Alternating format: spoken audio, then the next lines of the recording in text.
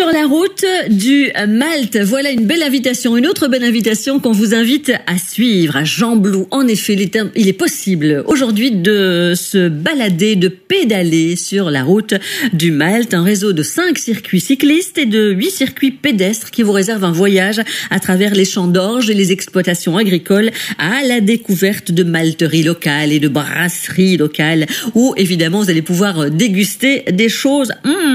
Je ne vous dis que ça, avec de l'orge cultivée localement et tout ce qui va avec. Je dis bonjour à Quentin Trieste qui est chargé de mission communication chez Galles Culturalité. Quentin, bonjour. Bonjour.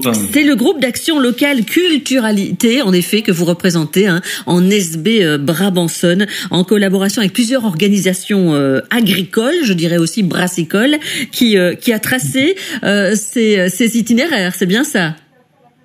Tout à fait. Alors c'est moi qui ai coordonné le projet, mais en concertation étroite avec l'ensemble de ses partenaires, de manière à mettre en avant leur initiative. Chacune des personnes qui s'engagent dans ce projet, depuis les agriculteurs, les champs d'orge brassicole. Aujourd'hui, il y a 40 agriculteurs qui s'engagent à recultiver de l'orge brassicole et qui fournissent une coopérative qui rassemble ces lots et va les envoyer jusqu'à la malterie qui est située à Gembloux.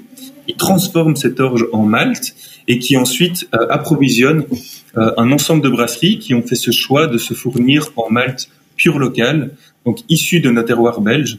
Et donc c'est une certaine originalité dans le contexte actuel parce qu'il faut savoir retenir un chiffre, c'est que 98% des céréales qui composent nos bières viennent de l'étranger.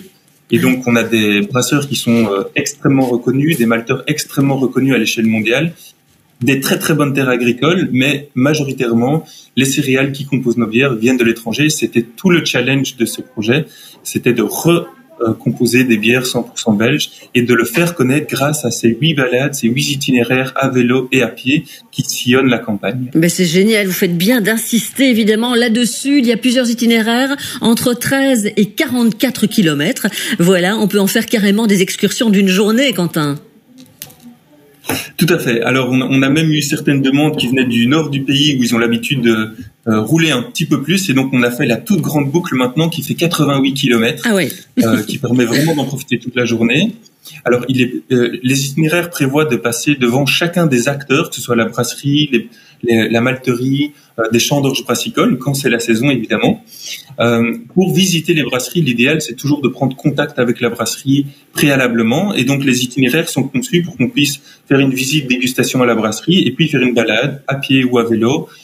Que ce soit en famille pour des plus petits itinéraires ou pour des sportifs pour des plus grands itinéraires. Ah bah génial, des panneaux en plus d'informations en français, en néerlandais, puisque vous l'avez dit, nos voisins du Nord évidemment sont intéressés, ont été placés à de nombreux endroits le long des itinéraires pour que nous puissions en apprendre davantage sur la culture de l'orge, sur les méthodes d'agriculture. Vous avez raison d'en parler, durable, utilisé, le séchage, le stockage aussi de l'orge. Bref, tout ça c'est un métier, c'est un monde qu'on ne connaît pas. Il faut télécharger, je pense, Quentin, les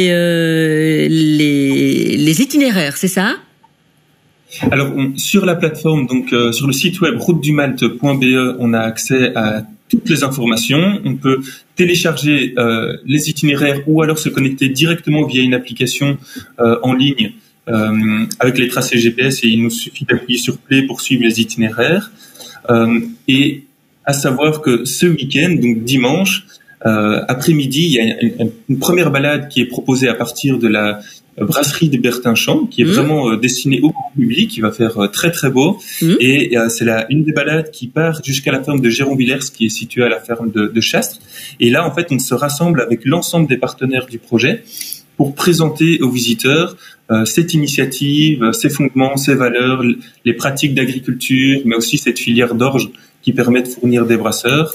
Et donc, ça se fait en partenariat avec la brasserie Bertinchamp qui accueille pour le repas de midi, dès midi, et ce jusqu'à 15h les départs de balade pour avoir le temps de faire toute la balade dans le courant de l'après-midi. Eh ben génial. Toutes les informations sur routedumalte.be, Quentin, c'est ça. On va les renvoyer là-dessus. Nos auditeurs, nos téléspectateurs. Oui, routedumalte.be. Les itinéraires donc partent de Gembloux, de Perouet, de Ramilly et demain dimanche, vous l'avez entendu, de la brasserie de Bertinchamp qu'on connaît bien. Voilà. Oui. toute petite information, si je peux, c'est qu'en fait, ce projet se développe vraiment très très bien. Ça nous met en confiance, ça apporte de la fierté. Et on cherche pour l'année prochaine le double d'agriculteurs pour cultiver de l'orge brassicole. Donc, si vous entendez cette émission, que vous êtes agriculteur ou si vous connaissez un agriculteur, bienvenue. Eh ben, vous faites bien de le faire. J'aime bien quand on lance des appels comme ça à l'aide, mais dans un but d'exploiter encore plus les talents qui sont là à disposition, et ceux parfois qui font ça un peu en stummeling, voilà, en disant on veut pas embêter les autres. Faites-vous connaître, voilà, faites-vous connaître et faites de la délation positive en disant mon voisin, c'est quelqu'un qui a cette trempe qui est de cette trempe là, donc on va le mettre à l'honneur. Merci beaucoup Quentin, très chouette projet. Merci bien sûr, routedumalte.be. Dans quelques instants, je vous ferai une petite information à propos